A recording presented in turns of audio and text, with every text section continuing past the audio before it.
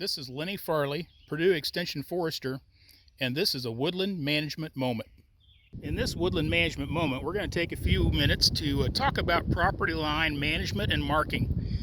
So it's a good idea to keep track of where your property lines are for obvious reasons. If you're going to be doing any management where you're cutting trees, harvesting trees, killing invasives, you want to make sure that you can find your property lines and not end up sneaking over on the neighboring landowner's property and killing stuff maybe they don't want you to kill, or cutting things they don't want you to cut. If you're going to use the property for recreation or have other people do so for hunting, mushroom hunting, hiking, whatever, you need to have your property lines marked as well so they don't end up inadvertently trespassing on the neighbors. There's a variety of ways you can mark your property here in Indiana. One of the new ones is the purple paint law. This allows you to paint trees, posts, other structures, fence line with purple paint on the boundaries of your property, and this serves just the same purpose as posting no trespassing signs and has the same force of law.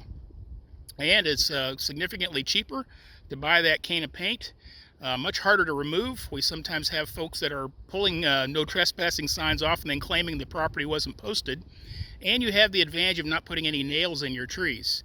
You will have to refresh these marks every few years, but it's a really good practice that helps you inexpensively mark the boundaries of your property.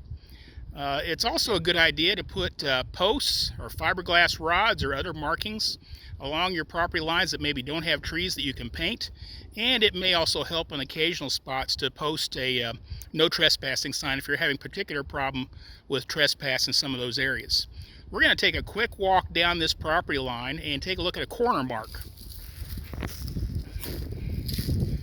So one of the things I also like to do on my property is do a little bit of clearing. So if I've got brush or invasive species, I'll have a tendency to get rid of those so that I can clearly see my property lines. And then I also marked my corners of my property where the surveyor had placed a pin.